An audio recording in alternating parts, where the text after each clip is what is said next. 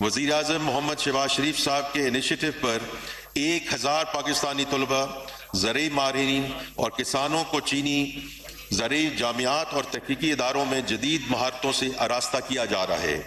اب تک اس پروگرام کے تحت 885 طلبہ، زرعی ماہرین اور کسان مستفید ہو چکے ہیں، اور اس کا مین مقصد یہ ہے کہ جو انہوں نے چین میں جدت لائے ہیں اور جو ان کی بیسٹ پریکٹسز ہیں ان کو سکسیس ٹرانسفر کیا جائے انٹو دی ایگریکلچر سیکٹر ان پاکستان۔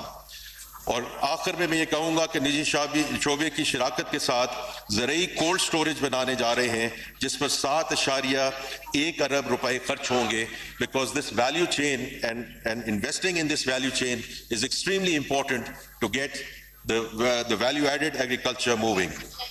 جناب اسپیکر، حکومت کی بھرپور توجہ ہے کہ معاشی ایجنڈا کو مزید آگے بڑھانے کے لیے ایسے سیکٹرز پر توجہ مرکوز کی جائے جن پر معیشت کے کئی ذیلی شعبوں کا انحصار ہے۔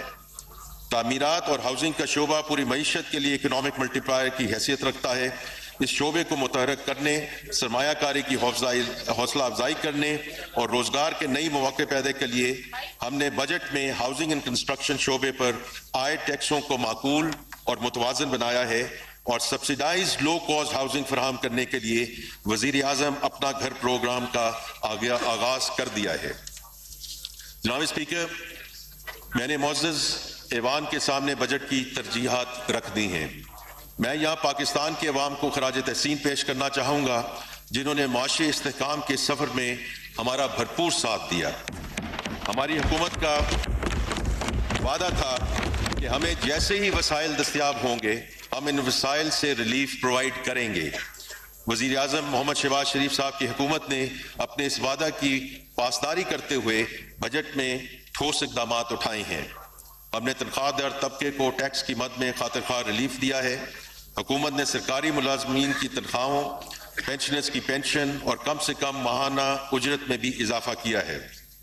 یہ میں خاص طور پہ ذکر کرنا چاہتا ہوں کیونکہ پارٹ آف دس از کہ جو ریمونریشن ہے اور دوسرا ہے اس کا جو فیسیلیٹیشن ہے۔ تو فیسیلیٹیشن سائٹ پہ حکومت نے ریٹائرڈ سرکاری ملازمین کی ماہانہ پینشن کے حصول میں آسانی پیدا کرنے کے لیے پروف آف لائف سرٹیفکیٹ کو انتہائی آسان اور جدید خطوط پر استوار کیا ہے۔ جانتے ہیں کہ عمر رسیدہ پیشنٹس کے فنگر پرنٹس وقت کے ساتھ مدھم پڑ جاتے ہیں اور انہیں بایو میٹرک ویریفیکیشن میں پریشانی کا سامنا کرنا پڑتا ہے۔ ہم نے اس مسائل کے حل کے لیے فیشل ریکگنیشن کا نظام متعارف کروا دیا ہے۔ اب پینشنرز گھر بیٹھے پاک آئی ڈی ایپ کا استعمال کرتے ہوئے اپنی proof of life identity verification کر سکتے ہیں۔ ہم نے خواتین کی صحت کے لیے ضروری اشیاء کنٹراسیپٹیوز پر ٹیکس کا خاتمہ کیا ہے اور جان بچانے والی ادویات پر ٹیکس میں کمی کی ہے۔ جناب اسپیکر، میں یہ بھی ذکر کرنا چاہتا ہوں کہ حکومت نے اعلیٰ تعلیم کے معیار کو برقرار رکھنے کے لیے ٹینیور ٹریک سسٹم کے تحت یونیورسٹی اساتذہ جن میں پروفیسرز، ایسوسیٹ پروفیسرز اور اسسٹنٹ پروفیسرز شامل ہیں ان کی تنخواہوں کو ریگولر گریڈز کے مقابلے میں 35% زیادہ کرنے کا فیصلہ کیا ہے۔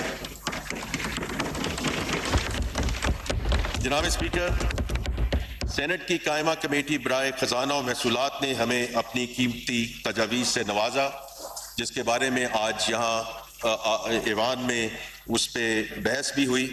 ان کی کئی تجاویز یا تو اس فائنانس ایکٹ کا حصہ بن رہی ہیں یا ہمیں مستقبل کی ٹیکس پالیسی کے بارے میں رہنمائی فراہم کر رہی ہیں۔ اسی طرح قومی اسمبلی کی قائمہ کمیٹی برائے خزانہ و محصولات میں زیر بحث آنے والی تجاویز بھی فائنانس بل میں شمولیت کے لیے زیر غور ہیں۔ میں اس معزز فورم پر ان دونوں کمیٹیوں کی اس قومی خدمت پر تہہ دل سے شکریہ ادا کرنا چاہتا ہوں۔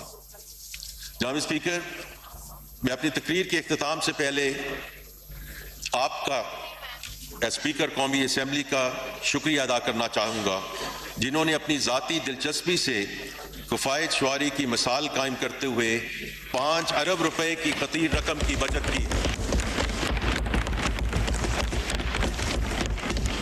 میں سینٹ چیئرمین کا بھی شکریہ ادا کرتا ہوں کہ انہوں نے بھی کفایت شعاری کا مظاہرہ کرتے ہوئے 1 ارب روپے کی رقم کی بچت کی ہے۔ یہ پارلیمنٹ کی طرف سے آسٹیریٹی ڈرائیو کی مد میں ایک بہت پازیٹیو کنٹریبیوشن ہے جسے سراہا جانا چاہیے۔ جناب اسپیکر، میں آخر میں ایک مرتبہ پھر वज़ीर आज़म, नायब वज़ीर आज़म, काबीना के साथियों, बिलखुसूस वज़ीर मुमलिकत बराए ख़जाना and minister of parliamentary affairs, कौमी असम्बली और सेनेट की कायमा कमेटी बराए ख़जाना और महसूलात के अरकान और तमाम अरकान असम्बली और सेनेट का तहे दिल से शुक्रगुजार हूँ जिनकी जामे और पुरखुलूस रहनुमाई से बजट को बेहतर बनाने में मदद मिली। मैं सेक्रेटरी खजाना, chairman FBR, DG tax policy office और उनके रुफ़क़ा का तहे दिल से मशकूर हूँ जिन्होंने बजट तरतीब देने और बजट तजावीज़ का बगौर जायज़ा लेने में अहम किरदार अदा किया है। मैं एक मरतबा फिर दोहराना चाहूँगा कि हमारी मुआशी और इक़्तिसादी बहाली में कौमी इत्तफ़ाक़ राय बहुत अहमियत का हामिल है।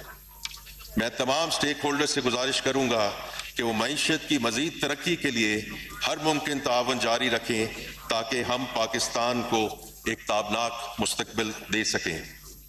जनाब स्पीकर, मैं अपनी तकरीर का इख्तिताम मरहूम अहमद नदीम कासबी साहब के चंद दुआया अशार पर करना चाहता हूँ। खुदा करे कि मेरी अर्ज़ पाक पर उतरे वो फसले गुल जिसे अंदेशा ज़वाल ना हो। यहाँ जो सब्ज़ा उगे वो हमेशा सब्ज़ रहे और ऐसा सब्ज़ कि जिसकी कोई मिसाल ना हो। खुदा करे ना खम हो सरे वकारे वतन और इसके हुस्न को तशवीशे माहुसाल ना हो। खुदा करे कि मेरी अर्ज़ पाक पर उतरे वो फसले गुल जिसे अंदेशा ज़वाल ना हो। पाकिस्तान जिंदाबाद।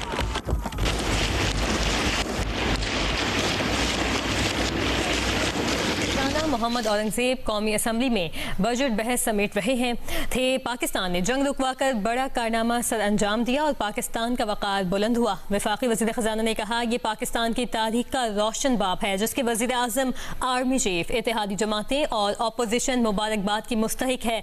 तमाम अरकान का शुक्रिया अदा करता हूँ जिन्होंने बजट में हिस्सा लिया। अपोजिशन लीडर, चेयरमैन सेनेट और कौमी असम्बली कायमा कमेटियों अरकान का शुक्रिया अदा करता हूँ। वज़ीर आज़म नवाज शरीफ, बिलावल भुट्टो, खालिद मक्सी समेत इत्तेहादी जमातों का मशगूल हूँ। वज़ीर ख़जाना मोहम्मद औरंगजेब कौमी असम्बली में बजट बहस समेट रहे थे। उन्होंने कहा कि वज़ीर आज़म ने गुज़िश्ता बजट में ही समत वाज़ेह कर दी जिसके बायस माशी इस्तेहकाम हासिल हुआ। हमारी सनतें रवां दवा हैं और करंट अकाउंट खसारा सरप्लस है। हमारा बरामदी शोबा बेहतरी दिखा रहा है। IT एक्सपोर्ट में 20% इजाफा हुआ है।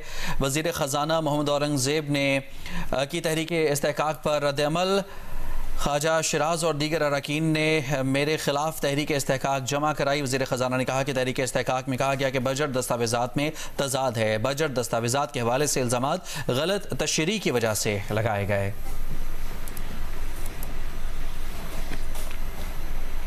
खबर आपको दी।